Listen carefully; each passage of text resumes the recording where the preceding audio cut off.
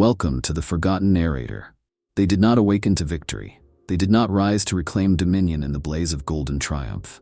The Necrons, once kings of stars and reapers of gods, emerged into a galaxy that had forgotten their name, their terror, their purpose. Time, vast, cruel, and indifferent, had rewritten reality in their absence. The stars they once ruled now shone over alien empires, heretical chaos, and verminous life. The echoes of the war in heaven were dust beneath the tides of aeons. And yet, still, they rose. Imagine waking to find your empire gone, your people twisted, your legacy defiled. There is no glory in this awakening, only the slow churn of inevitability and the flicker of ancient fury behind soulless emerald eyes. The Necrons did not return out of ambition. They returned because something had gone wrong, not just with their plan, but with reality itself. The Great Sleep was not meant to be eternal. It was not a death, not a surrender, but a precise maneuver, calculated with a mind cold as vacuum and sharp as a shard of living metal. The Silent King's command to slumber was not born of fear, it was strategy. Let the galaxy churn and collapse. Let the lesser species rise and fall like foam on a tidal wave. Let the immaterium devour the foolish. Let the stars burn themselves into silence.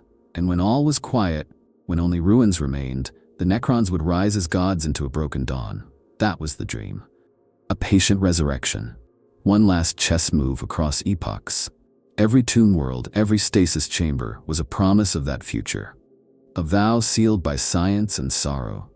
Their slumber was designed to be flawless, guided by auto-systems of unimaginable precision, wrapped in layers of dimensional shielding, protected by cryptic algorithms that only the Necrontire could have invented. Millions of years were but a blink to such designs. They would wake to a cleansed galaxy, ripe for reclamation. But it wasn't just about conquest. There was a deeper desire in that silence, an unspoken ache buried in the metal cores of their hollowed forms. The galaxy had been taken from them once, first by the cruel hand of biology, and then by betrayal and cosmic fire. Now, by waiting, they hoped to rise into a galaxy finally empty of resistance. Not to destroy, but to restore. Not to fight, but to rule in peace. Finally vindicated, finally unchallenged. This wasn't arrogance, it was certainty. The old ones were gone. The tan had been shattered. The warp storms would surely consume the weaker races.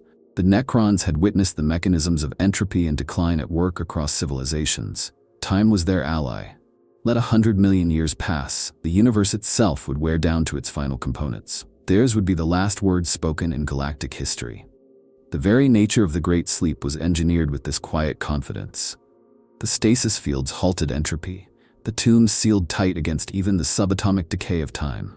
No dreams, no needs, just endless stillness.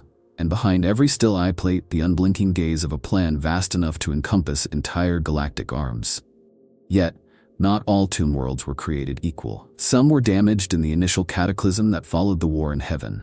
Some were buried deeper than intended, lost beneath tectonic upheaval or cosmic debris.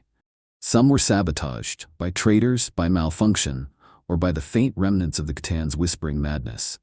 Still, the Silent King believed enough would survive, enough would wake.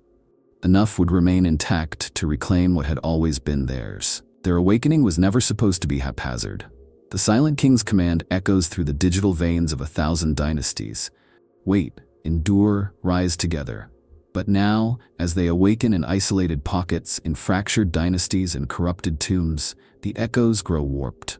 There are Necrons who wake early, Necrons who forget, Necrons who remember too much. And even then, the slumber's end is not what was promised.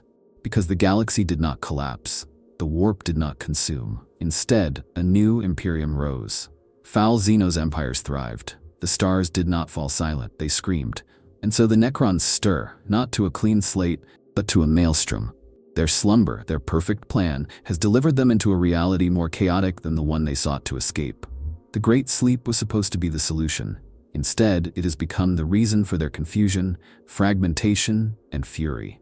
The plan failed. Not in fire, not in sudden cataclysm, but in something far worse. Irrelevance. When the Necrons began to stir from their long sleep, they found a galaxy not hushed by entropy, but screaming with new life. Their perfect vacuum of dominion had become a chaotic battleground of empires they had not foreseen. The old gods were broken, yes, but new devils had taken their place, and none of it made sense.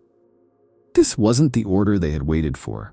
This wasn't the hushed cosmos they were promised. Somewhere in the dark geometry of the Necron plan, something had gone wrong. Subtly, insidiously wrong. They had accounted for decay, for time, for collapse, but they had not accounted for persistence, for the maddening refusal of life to die. The Great Sleep had not allowed entropy to win. Instead, it had given the galaxy time to grow feral. The Imperium of Man stood as a grotesque monument to this failure. Here was a species that should have crumbled beneath its own ignorance, torn apart by the warp it naively wielded. Instead, it sprawled across the stars, desecrating ancient tombs, claiming dominion with stolen technology and a blind, screaming god. The Eldar, though broken, still whispered on ghost ships. The Orcs, a biological absurdity, roared across the void with impossible vitality. Even the Tyranids, alien beyond comprehension, had slipped into the galaxy's edge like a dark tide, unaccounted for in every Necron model of prediction.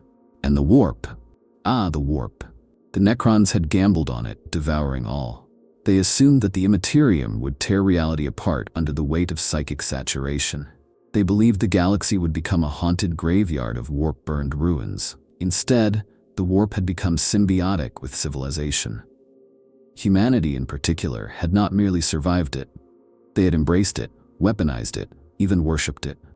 The Necrons had underestimated the ability of mortals to normalize the monstrous. Chronomantic projections had failed. The stasis-timed awakenings, staggered for efficiency and domination, became staggered instead by malfunction, war, and temporal anomalies. Worlds that were supposed to rise together emerged centuries or millennia apart, their synchronization lost. Some awoke in the middle of invasion. Some awoke in galactic voids where stars had long since died. Some never awoke at all. The Necron dynasties found themselves blind, alone, and out of sync. Messages sent to coordinate conquests met only silence or static. Algorithms designed to align conquest schedules found themselves faced with variables they could not parse. What empire they could still forge had to be assembled not from proud allies, but from feral kin who remembered little or nothing of the original plan. Worse, many had diverged, corrupted by madness, by data degradation, by exposure to warp anomalies, or the lingering influence of broken Cetan. Some had rewritten their own protocols. Others no longer recognized the Silent King's authority. This was not a reawakening. It was a fragmented resurrection, stitched together with logic routines that could not comprehend failure. The Necrons had once held contempt for organics in their soft, flickering minds. Now, many among their number began to envy them, for organics could forget. Organics could adapt. Necrons could only remember, and remember, and remember. In this failed plan, another horror began to dawn. What if the Necrons' assumptions about time itself were flawed? What if the galaxy had not decayed as predicted because time did not move as they believed? Some cryptechs began to whisper of irregularities, chrono eddies, warp interactions distorting real space causality, layers of time stacking improperly. Could the warp have not just twisted space, but delayed or accelerated pockets of history? Was the galaxy's endurance not stubbornness, but a misreading of the timeline? Whatever the answer, it was clear. The dream was dead. The galaxy had not faded into silence. It had evolved into madness.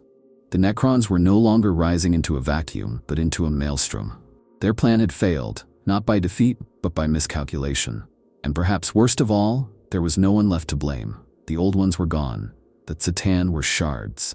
The younger races had simply filled the void left by the Necrons' retreat. In the end, it was their own hubris, their belief in perfect foresight, in infallible logic, that had doomed the plan. And so, what now? For beings who do not sleep, do not dream, and cannot die, only purpose remains, and when that purpose is broken, only fury follows. Something stirred in the dark long before the Necrons began to rise. Not in their tombs, not in their dynasties, but out beyond the reach of even their most advanced auguries, in the void. Something was watching. Something was waiting. There are whispers among cryptechs and chronomancers of anomalies detected in the cold dark of intergalactic space. Regions where reality thinned, where stars dimmed unnaturally, where the boundaries between time and motion frayed into impossible shapes. Not warp storms, these were not Immaterium-based horrors. They were colder, hungrier, something else. Some claim the Tyranids were the first sign. Not in their hunger, that is obvious, understandable, even rational in its monstrous way, but in their direction. The Tyranids come from beyond, from a place that defies galactic time. Some tomb worlds, still in slumber, were consumed entirely without waking, their failsafes torn through not by enemy weapons, but by biology that should not exist. No psychic trace, no warp residue, just biomass that stripped every trace of metal and code down to silence. A silence that the Necrons recognized not as death but as anti-life. A void too pure to be accidental. Others suggest that the Old Ones had left behind seeds of vengeance, fail-safes buried in subspace, proto-life engineered to bloom after 10 million years, designed not to defeat the Necrons in open war, but to corrode their legacy silently from within. Feral AI, viral psychic constructs, auto-triggered stellar phenomena that destabilize Necron stasis matrices. One theory posits that even some human STCs might contain traces of Old One influence, distorted by time into myths but still lethal in execution. The Necrons, waking world by world, are walking into traps set by a civilization they thought dead for good. Then there are the theories that turn inward, the suspicion that the Necrons themselves triggered their premature return. Some of the more radical cryptechs speak of an echo pulse, a resonance signal sent through time itself, perhaps the last act of a dying star mind. A failsafe designed to summon the dynasties in the event of universal threat. If such a pulse existed, it may have propagated inconsistently, creating the chaos of partial awakenings. It might have been sent not by the Silent King, but by another, a lord driven mad by isolation, a cryptech too obsessed with time to know what era he truly lived in. Or perhaps by a being the Necrons barely speak of anymore, a star god shard still hidden, still plotting. Indeed, there are fragmentary data streams among the Necron archives that describe impossible intrusions during the Great Sleep. Tombs opening from the inside, not due to awakening, but due to breach. Security systems deactivating, not malfunctioning. Quantum locks disengaging without command. At first, these were dismissed as errors. But the pattern was undeniable. Something had entered. Something had wandered the tombs while their lords slept. And there is the terror no Necron wants to admit, that their slumber was never as perfect as they believed. That they were watched. Not just by Xenos or humanity, but by something else. Something that learned. That took notes. That explored the deepest secrets of their stasis vaults and slipped away without leaving more than distorted echoes in sensor logs. Some now call these the Pale Visitors, and their descriptions vary wildly. Humanoid, insectile, amorphous. Perhaps they are different entities. Perhaps they are the same, seen through different lenses of broken perception. But what unites every tale is one fact. The visitors do not kill. They observe. This silent observation suggests a purpose that terrifies even the most rational Necron minds. Observation implies study. Study implies intent. Intent implies competition, or worse, cultivation. Were the Necrons being preserved? Are they part of some grand experiment, kept dormant until conditions are right for, what? Integration? Harvest? Subjugation? Whatever the truth, there is no longer any peace in the void. The Necrons, for all their cold logic, feel it. The tremor beneath the static, the wrongness that pulses through the ancient structure of the galaxy. Some dynasties have begun turning inward, not out of paranoia but out of grim necessity. Their leaders have stopped talking of conquest. They speak now of preparation. Of shielding data cores, of hiding tomb worlds more deeply than before. The word extinction has returned to Necron speech, not for others but for themselves. Perhaps that is the most terrifying reason they awoke. Not to conquer, not to reclaim, but to prepare. Because something is coming, something even they do not understand. He returned not in splendor, but in silence. Sarek, the Silent King, once the undisputed ruler of the Necron race, crossed the abyss of intergalactic exile with the weight of 1,000,000 mistakes pressing on his photonic soul. He had fled not in cowardice, but in shame. Banished by his own will after ordering the biotransference, after turning his species into soulless machines. His departure was not abandonment, it was penance. And now, after uncountable ages, he returned. But not to reclaim a throne, he returned because the house was on fire. Sharek's return was not heralded by parades or unity. It was chaos. He found dynasties in disarray, protocols decayed, ancient pacts shattered by millennia of silence. Some tomb worlds refused his command. Others worshipped him as a god, forgetting he had once been a man. A few sought to kill him, either in madness or in betrayal. He had not expected applause. He had expected resistance. But even his dark expectations could not match the scale of the collapse.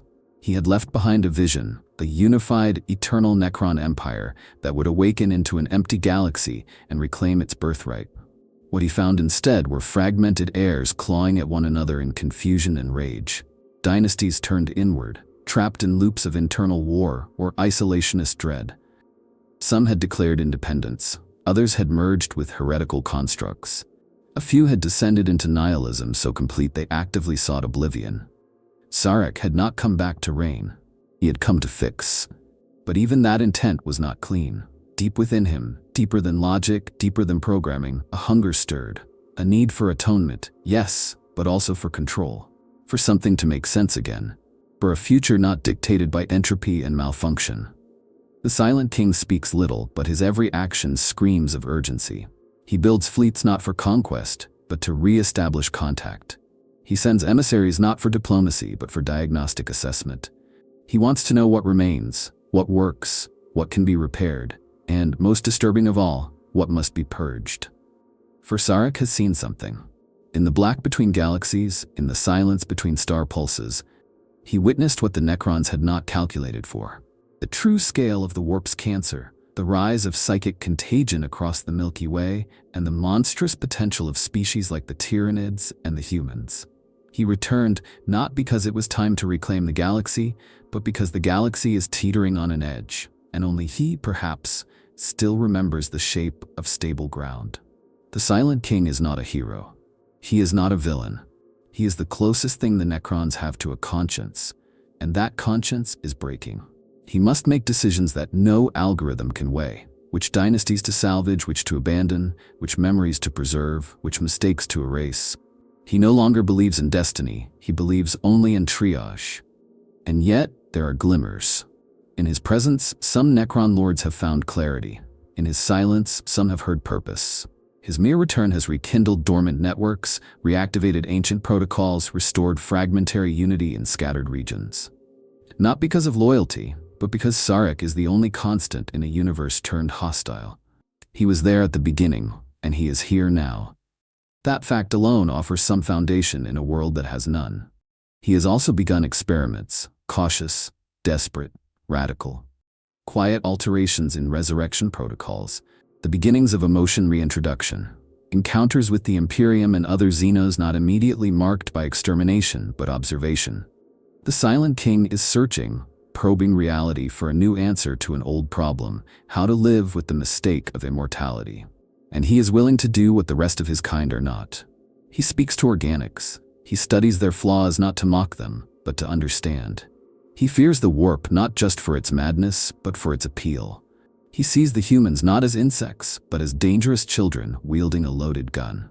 A gun that could kill them all. Sarek returned because he believes there is still something to save. Not the Necron Empire, not their old glory, but perhaps their soul. Or what is left of it.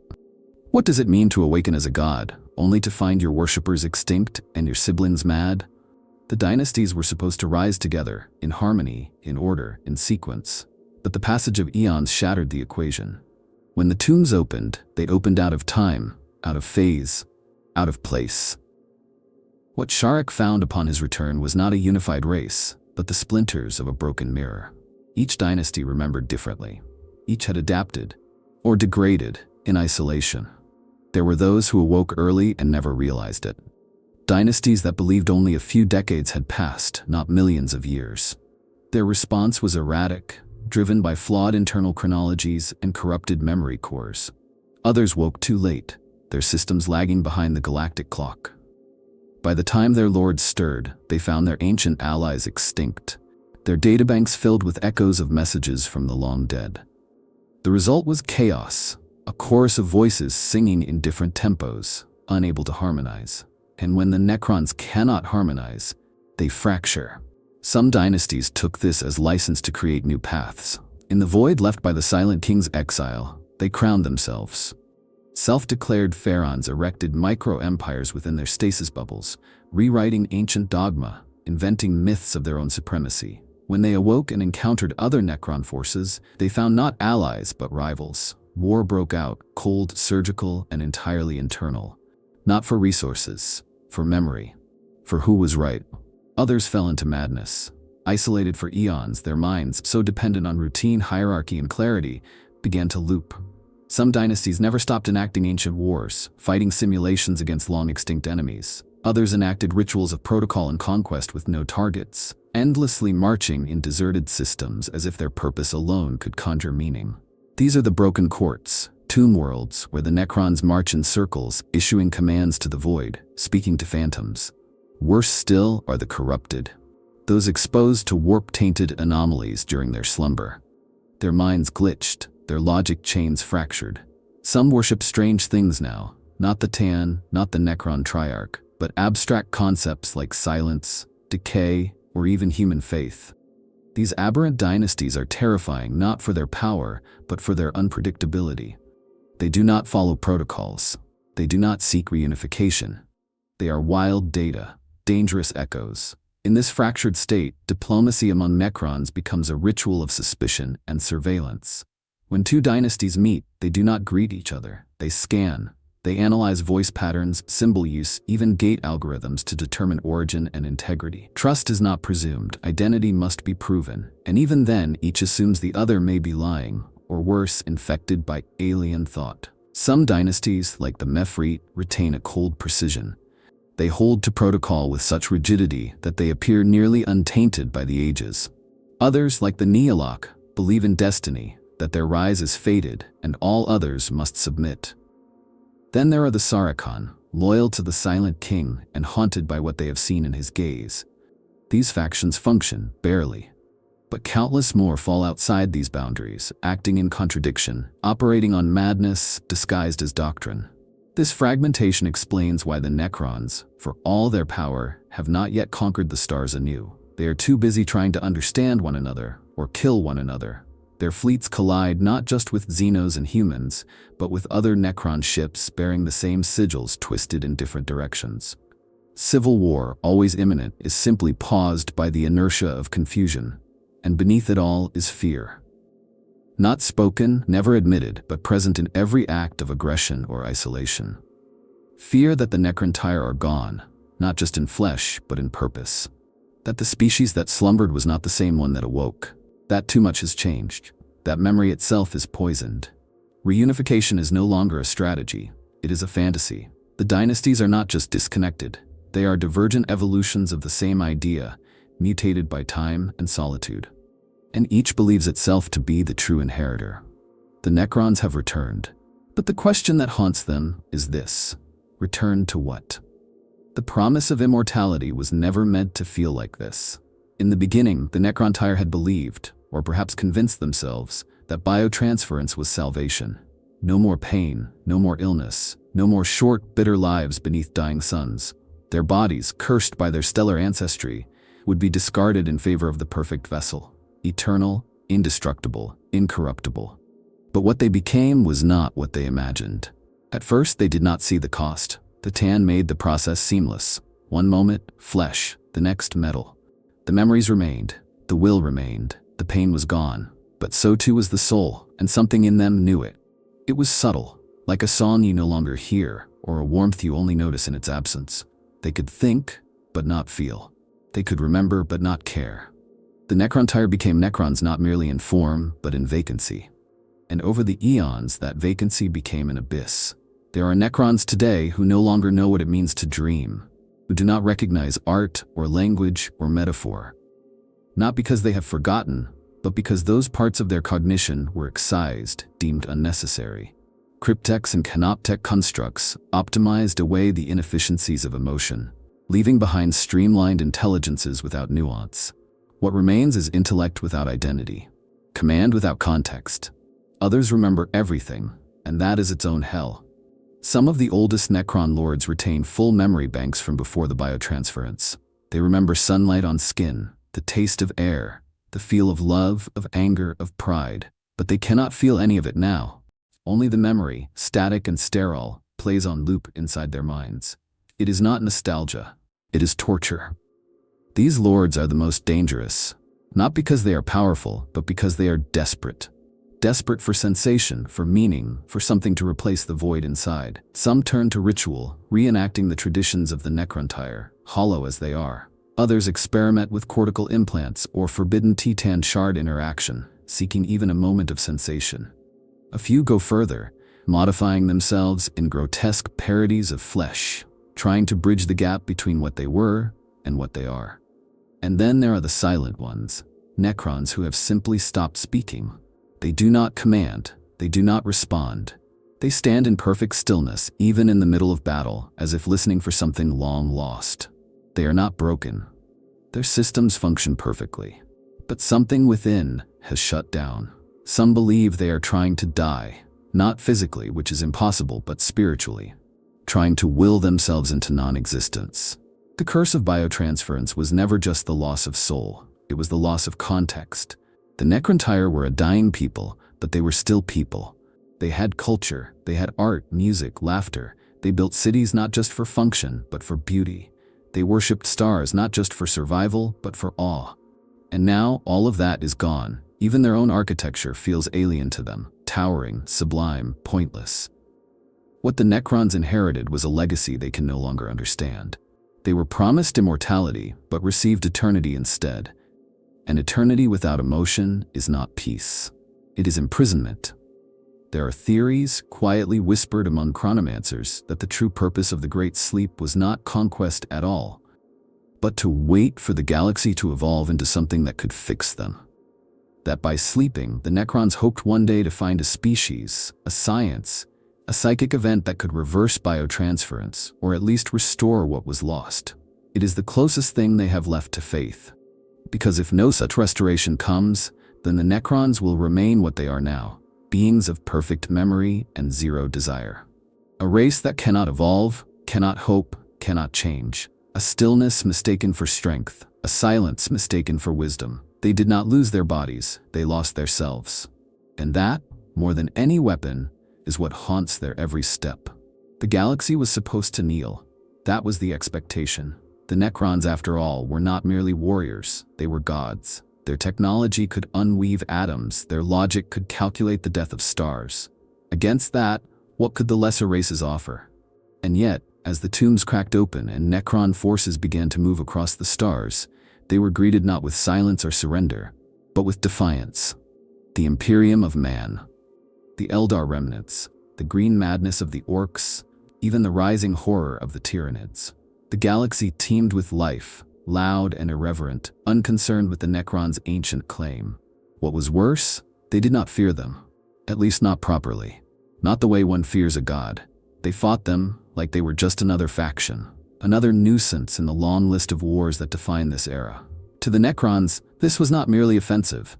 It was intolerable. For beings who remember when the stars were young, it is agony to witness the children of this new age play Emperor and Messiah with stolen technology and crude faith. They see humans kneel before a corpse god and feel only disgust. They see Eldari clinging to their fragmented souls and laugh, a bitter, joyless sound rendered in static. They see greenskins defy entropy through sheer idiocy and feel the stirrings of dread. And yet, beneath that contempt lies something more dangerous: confusion. The younger races should not be here. Not like this. They should be shadows, primitive and broken, at best scavengers in the ruins of a fallen galaxy. Instead, they are vibrant, in their madness, in their brutality, even in their faith. The Necrons see the warp-touched chaos of the Imperium and recoil, but they cannot deny its potency. Humanity's resilience is absurd, illogical, infuriating. Some Necron lords have begun to suspect there is a pattern they missed, a flaw in their models, or a strength in the warp that transcends reason. Others refuse to accept this and launch extermination campaigns not out of strategy, but fury. Worlds are cleansed not to advance a cause, but to silence an insult. Still others attempt communication, crude, cold, and usually ending in disaster. Because they must understand why the galaxy refuses to kneel. Even the Tyranids, who do not speak or think in any recognizable way, present an affront. Their hunger is not just biological, it is metaphysical. They consume identity, strip memory, devour essence. Some Necrons believe the Tyranids are not merely a threat, but a punishment, a reflection of their own sins, crawling across the galaxy as a reminder of what they became, things without souls. To encounter a race like the Tau is to witness another kind of heresy. Young, idealistic, technologically ascending, but without reverence. The Tau build with clean hands with the Necrons carved from dead stars. They adapt, evolve, dream. It's not hatred the Necrons feel toward them, it's envy. This is the wound that bleeds beneath their armor. They did everything right. They followed the path of logic, of precision, of absolute control. They cut away their weakness, embraced eternity. And now they look upon a galaxy that reveres chaos, mutation, and madness, and somehow thrives. What do you do when the world you wake into makes no sense? You either try to destroy it or try to understand it. And neither comes easy to a being that no longer dreams. Some Necrons, especially those closest to Sarek, are beginning to see that dominance is not enough. That if they cannot inspire fear, they must inspire awe, or at least relevance. They begin to experiment with spectacle, with terror campaigns designed not just to kill, but to remind. They craft monuments, not as fortresses, but as messages. Remember who we were. Remember who we are. But it may be too late. The galaxy has already moved on. The Necrons are not its apex predators, they are its ghosts. And that might be the cruelest insult of all, not to be hated, not to be feared, but to be forgotten. The war in heaven was not a war. It was a cataclysm, a rewriting of reality itself. The Necrontire did not win it. They survived it. And now, 10 million years later, the echoes of that ancient apocalypse still pulse through their circuitry. It was the war in heaven that broke them, remade them, damned them. And in some part of every Necron mind, that war never ended. Before the Catan betrayed them, before the biotransference, before the Silent King's exile, there was only rage. The Necrontire were dying, cursed by their sons, cursed by biology. They looked to the old ones, the shapers of life, and found only arrogance. The war in heaven began not with armies, but with resentment, with a desire to matter, to be remembered, to not be a footnote in the stories of gods. It escalated into something beyond understanding. The old ones unleashed the warp as a weapon. They created races like the Eldar and the Orcs to wage war by proxy. The Necrontire became Necrons, abandoned their souls, and allied with the Catan to wield godlike power. Reality itself fractured under the weight of it. Stars were unmade. Time cracked, death became a suggestion, and then it ended. Not with triumph, but with entropy. The Catan betrayed the Necrons. The old ones vanished, destroyed, exiled, or perhaps transfigured into something else. The Necrons shattered their former gods, broke them into shards. The war ended because nothing was left to fight for. The galaxy was a graveyard, and the Necrons had become its keepers. They slept to escape that memory. But memory doesn't sleep. Now, as they reawaken into a galaxy rife with warp-born madness and psychic mutation, the Necrons are not simply reacting to current events. They are reliving the trauma of the war in heaven. Every psychic spark, every warp incursion, every Eldari soulstone is a reminder that the Old One's legacy still thrives. That the Necrons' greatest enemies, though gone, still shape reality. Some dynasties see the galaxy's current state not as a failure, but as unfinished business. The Necrons were forged in war against the warp. They see themselves now as the cure, not just conquerors, but antibodies. The chaos of the warp, the mutation of life, the very idea of a soul, all of it is the Old One's disease. And the Necrons, cold and unchanging, are the scalpel. This isn't just revenge, it's rectification. They want to erase the last influence of the Old Ones from the cosmos, to finish what was started, not for vengeance, for completion. This mindset is particularly strong among those who study the Eldar.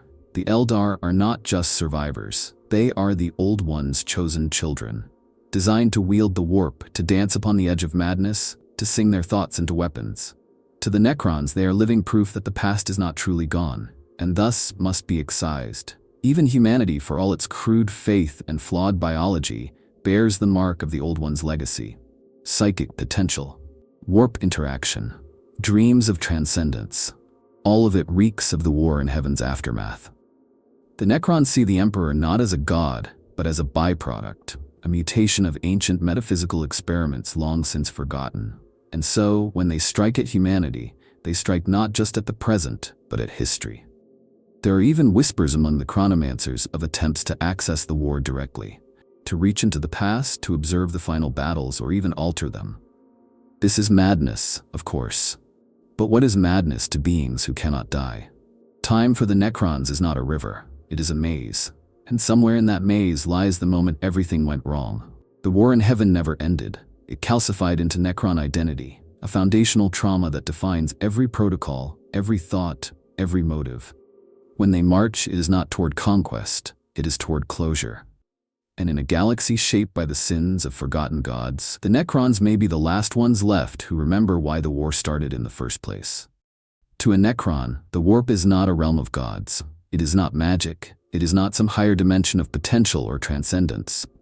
It is a cancer, a glitch in reality's operating system, an infection that should never have existed.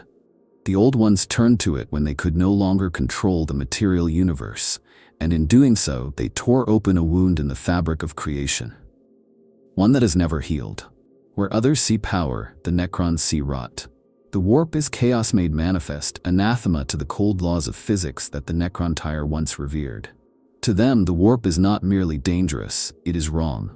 A violation of causality, of stability, of meaning itself. It is a realm where thoughts become things, where desire manifests as plague, where emotion births gods that consume their makers.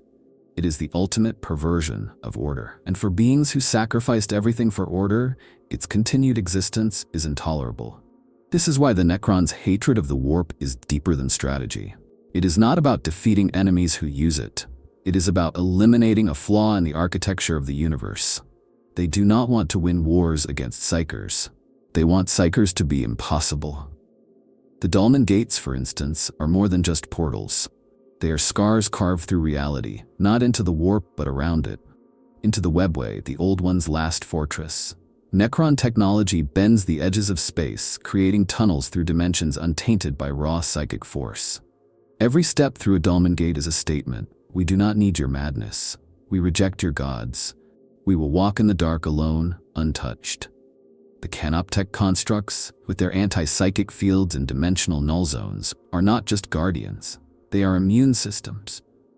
Their purpose is to erase warp influence on contact, to sterilize the battlefield, to restore silence to places where reality screams. And then there are the Blackstone fortresses, ancient, massive constructs that can suppress or disrupt warp phenomena on a scale large enough to affect entire sectors. The Necrons did not build these casually. These were intended as tools for cosmic surgery, to excise the warp like a tumor from the body of the galaxy. Yet the warp endures. Worse, it thrives. The Imperium worships its avatars. The Eldari manipulate it like breath. The Tau fear it but are beginning to flirt with its edges. And chaos blossoms. To the Necrons, this is not merely offensive. It is terrifying because it proves their logic was incomplete, that they failed to account for the deepest irrationality, that the warp, once unleashed, is not just a mistake. It is a new form of evolution. And the Necrons cannot evolve. They do not dream, they do not believe, they do not mutate, the warp cannot be theirs, and so it must be destroyed. But here lies the contradiction. The Necrons' own minds, though made of logic and light, begin to warp in contact with this reality. Some lords have developed obsessions, irrationalities, even faith-like behavior. The longer they remain awake in this new age, the more their systems adapt, not biologically, but experientially. They begin to reflect the madness around them. Cryptecs debate whether this is corruption or adaptation. Some argue that true immunity requires understanding, that to destroy the warp, they must first comprehend it. Others reject this, claiming that to even contemplate the warp is to be infected by it.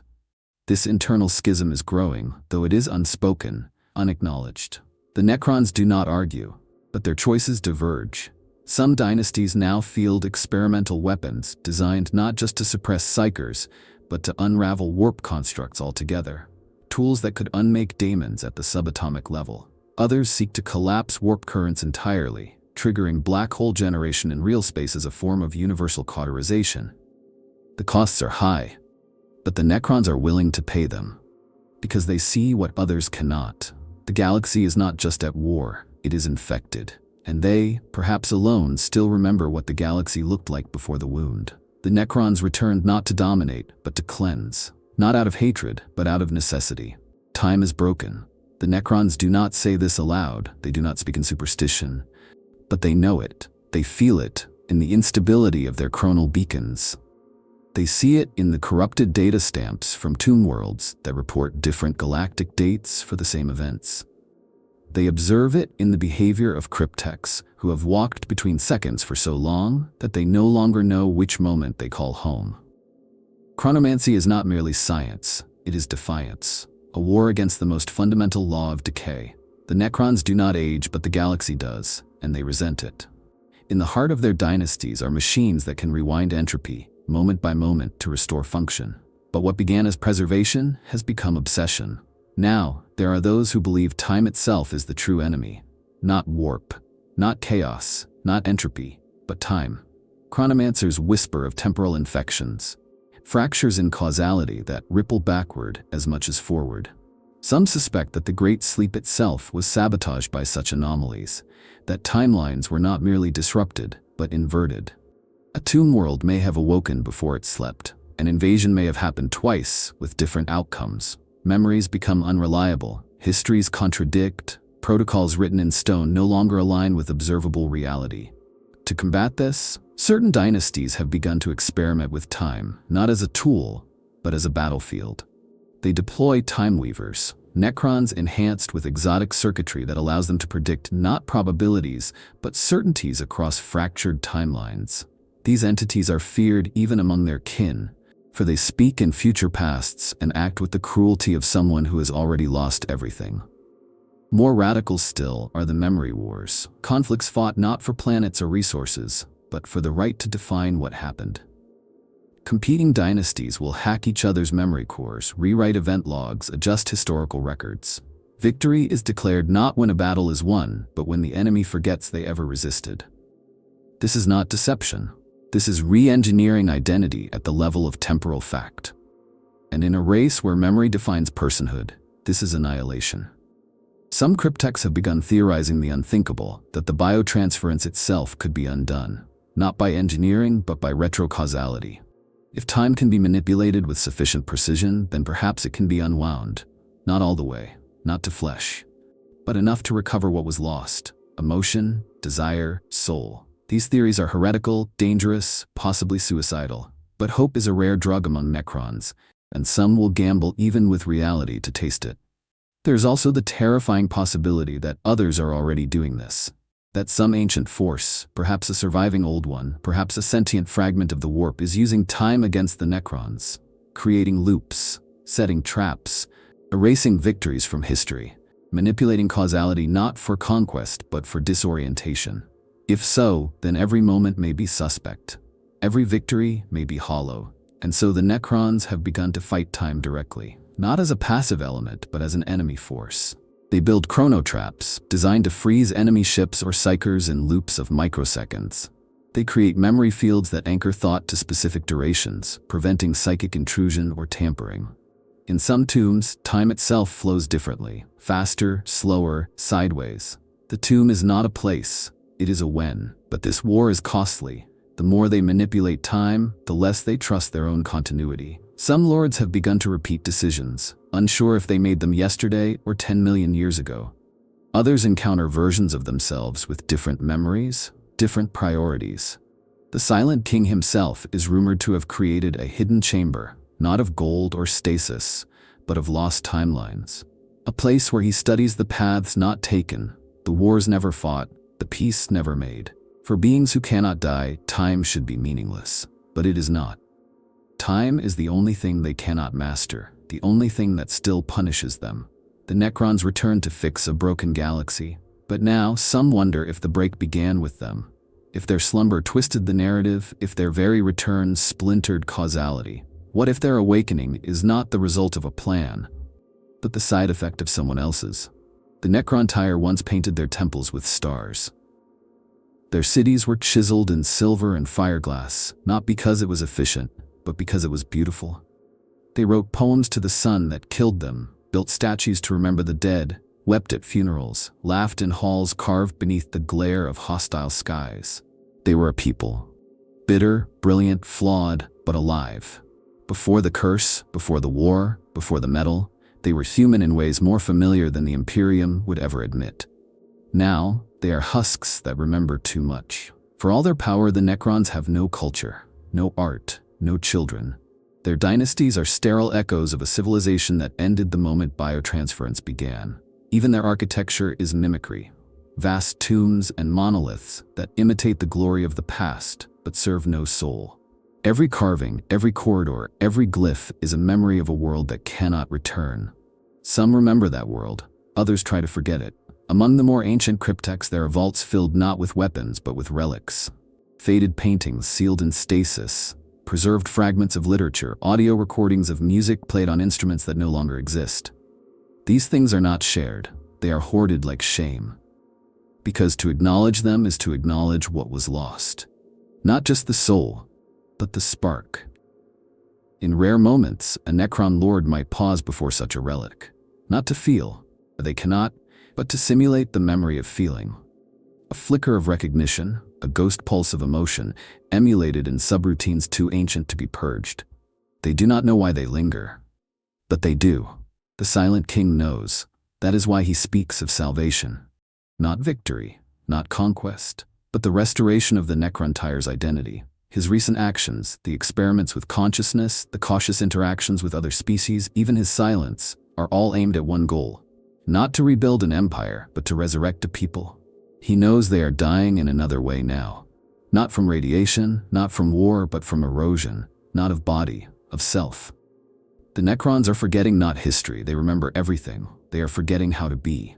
In some dynasties, new behaviors are emerging, strange, primitive, instinctual. Patterns in movement, shifts in voice modulation, even abstract rituals.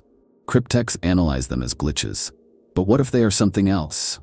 What if these are the broken fragments of culture, attempting to reassert themselves in systems that can no longer support them? One lord has taken to sculpting in silence, carving twisted, alien shapes from stone with claws not designed for delicacy. No purpose, no command, just creation. Another has begun to mimic human speech, not to communicate, but to hear a voice with tone. A third enacts plays alone, using reanimated servitors as audience. These are not strategies. They are symptoms, signs of a species reaching for something it no longer knows how to name. Not power, not dominance, meaning. And yet, despite all this, there is hope. Hope that somewhere, buried beneath the layers of logic and protocol, the Necrontire still exist. Not just as memories, but as potential. That the fire that drove them to challenge the stars, to wage war against gods, to defy their own extinction, still burns, however faintly. Some believe the solution lies not in reversing biotransference, but in redefining it. That perhaps the Necrons can become something new, not machines pretending to be people, but a new kind of person. One that remembers what was lost, but is not bound by it. But to reach that future, they must endure the present, a galaxy that sees them as monsters, an empire fractured by time, a reality where gods are born of madness. They must find a way to rebuild not just their dominion, but their identity, to become not the past reborn, but the future chosen. They were not made for this age, but they are here. And that matters, because the Necrontire may be gone. But the question remains, can the Necrons learn to live? They did not return to rule. They returned because the galaxy would not die. That is the great irony of the Necrons. They who erased their souls to survive eternity now awaken to find the universe louder, more alive, more defiant than it was when they left. The plan failed, the dream shattered, but something deeper, older, colder drives them still. They are not conquerors anymore.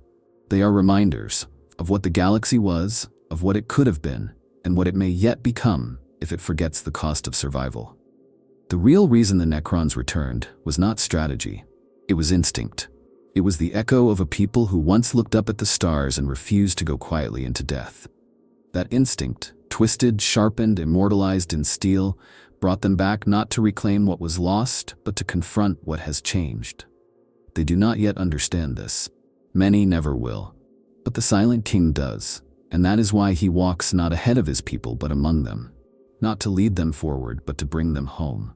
And in the shadows of tombs, in the static between command pulses, in the pauses between war declarations, something stirs. Not ambition, not hunger. Something smaller, something stranger, hope. They stand on the edge of memory and oblivion. Not in defiance, not in triumph, but in paralysis. Somewhere between what they were and what they are, the Necrons have begun to ask a question more dangerous than any weapon forged in the war in heaven. What if this was all a mistake? Not just the biotransference, not just the war against the old ones, the entire framework, the entire way they perceive value, victory, self. The rituals they still perform, war protocols, resurrection routines, logic trees, are not culture, they are mechanisms, ghosts of purpose masquerading as identity. And in the silence between those functions, a new kind of awareness has begun to emerge. Not technological, not spiritual. Something in between. A consciousness that mourns without understanding why. There are tomb worlds where the cryptechs no longer maintain weapons, but records, not of strategy, but of behavior. They observe their fellow Necrons not for signs of malfunction, but for patterns that resemble something like emotion. Not coded responses, not subroutines, genuine deviation, spontaneity. These anomalies are cataloged, studied, debated in secret. The researchers do not announce their findings. They do not trust that their peers will see it as progress. To most dynasties, anything unpredictable is a threat. But unpredictability is life. In the depths of one tomb, an overlord reportedly dismantled his entire command structure. Not out of rebellion, not from madness, but because he simply ceased to believe in hierarchy. He gave no orders and took none. He sat in a chamber of obsidian mirrors and watched himself endlessly. His warriors continued to defend him, not out of loyalty, but inertia. When asked why he refused to act, he replied only once, "I am waiting to be real." Another dynasty has enacted a ritual where lords must periodically forget. They voluntarily purge sections of memory banks, chosen at random, to simulate the fragility of organic minds. The practice is divisive. Some view it as spiritual suicide, others as the only path to rebirth. One participant, upon losing the memory of his first death, reportedly wept. Not with tears, of course, but with a stillness so profound that nearby constructs shut down in sympathetic stasis. And yet another has begun to rewrite their core doctrines to include doubt as a sacred principle. Their warriors are trained not just in tactics, but in hesitation, in pausing, in asking why. These are the ones the Silent King watches most closely. Not because they threaten him, but because they may be the only ones moving towards something new. There is a word that has begun to reappear in Necron communications, a word once common in Necron tier philosophy, long banned after biotransference. The word is regret. It has no computational equivalent. It serves no strategic function. It is not efficient, but it is spreading. Not all Necrons welcome this. Many reject it violently. There are tombs where any deviation from established protocol is punished with memory erasure, where emotion, even simulated, is considered heresy. These places do not change, they calcify, and they are dying, even if they do not realize it. The war against time, against the warp, against the younger races, these are surface battles. Beneath them, a deeper conflict rages, whether the Necrons will continue as they are, or become something else, something uncertain, something terrifying, but perhaps something free. The irony is that the only beings who can make this choice are the ones least equipped to understand it. They were not designed to change, they were built to endure. But endurance without evolution is just fossilization. Some say the Silent King has already made his decision, that his true goal is not to rebuild the Necron Empire, but to shepherd its transformation or its end. He walks the galaxy not to expand territory, but to collect data, to observe how his people break, how they bend, how they flicker. He has seen what the galaxy rewards: madness, mutation, emotion. And though he hates it, he studies it. Perhaps he is searching not for a way back to the Necrontire, but for a path forward from the Necrons. And perhaps, in the cold chambers of long silent tombs, beneath starlight filtered through dead atmospheres, the first answers are already being written. Not in code, not in metal, but in silence, in pause, in the refusal to march simply because one was told to. In the question whispered across data channels that were never meant to carry such thoughts. What if we are not what we were meant to be? What if that's a gift? And what happens next? Thank you for joining us in this long and dark exploration of the Necron Return. If you made it to the end, you are part of a rare breed. Consider subscribing to the channel if you want more grimdark stories, deep lore dives, and explorations into the forgotten corners of the 41st millennium. Until then, may your sleep be dreamless and your awakening triumphant.